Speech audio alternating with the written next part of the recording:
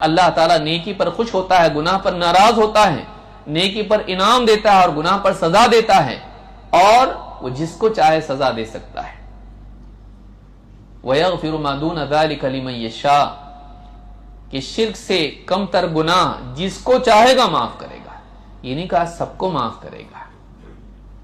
تو وہ تو اندیشوں میں جیتا ہے کہ کہیں میرا نمبر ان لوگوں میں نہ لگ جائے جن کو اللہ معاف نہ کرے،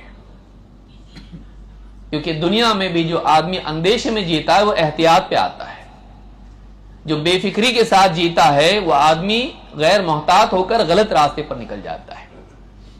چاہے مال کا معاملہ ہو یا دوا کا معاملہ ہو، صحت کا معاملہ ہو، محتاط آدمی محفوظ رہتا ہے۔ اسٹیشن آنے والا ہو تو آدمی سوتا نہیں ہے، نیند چھوڑ دیتا ہے، کہیں سے اسٹیشن چھوٹ نہ جائے۔ جس کو چوری کا ڈر ہوتا ہے وہ بے فکر سوتا نہیں ہے، اس کو خبر نہیں کہ چوری ہونے والی ہے لیکن ہو سکتی ہے۔ وہ ہمیشہ اندیشوں میں جیتا ہے۔ جس کے پاس قیمتی متاع ہوتی ہے وہ ڈر ڈر کے جیتا ہے۔ خالی ہاتھ ہے، اس کو ڈرنے کی کیا ضرورت ہے؟ چور سے وہی ڈرتا ہے جس کی جیب میں پیسہ ہے۔ ایمان آنے کے بعد خوف اور بڑھنا چاہیے کہ اب میرے پاس ایک ایسی متاع ہے، شیطان پوری کوشش کرے گا کہ دنیا سے اس کو ایسے حال میں لے جاؤ، دنیا سے اس کو ایسے حال میں بھیجو کہ یہ ایمان سے محروم چلا جائے۔ اور ایمان ایک تو کفر کے اعتبار سے سلب ہو جاتا ہے، لیکن گناہوں کے اعتبار سے اس میں نقص بھی پیدا ہوتا ہے۔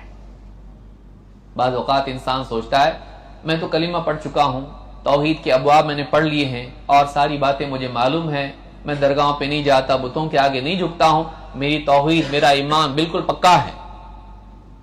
پھر ان حدیثوں کا آپ کیا کریں گے جس میں بتایا گیا کہ جہنم سے ہر اس شخص کو نکال لیا جائے گا جس کے دل میں درہم کے برابر ایمان ہوگا، ہر اس شخص کو نکالا جائے گا جس کے دل میں ذرہ برابر ایمان ہوگا۔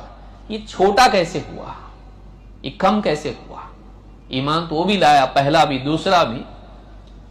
معلوم ہوا کہ ایمان کو نقصان ہوتا ہے انسان کے گناہوں کی وجہ سے۔ ہر گناہ جہاں آپ کے نامہ اعمال کو خراب کرتا ہے، وہیں وہ گناہ آپ کے ایمان کو بھی کمزور کرتا ہے، اور ایمان کم کم ہوتے ہوتے ذرہ برابر رہ جاتا ہے۔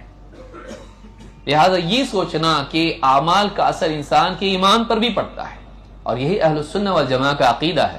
الایمان یزید وینقص، ایمان بڑھتا بھی ہے اور گھٹتا بھی ہے۔ یزید بالطاعہ وینقص بالمعصیہ، طاعت سے، اللہ کی فرما برداری سے، اللہ اور اس کے رسول کی فرما برداری، نیکیاں، طاعات سے بڑھتا ہے، گناہوں سے کم ہوتا ہے، ناقص ہوتا ہے۔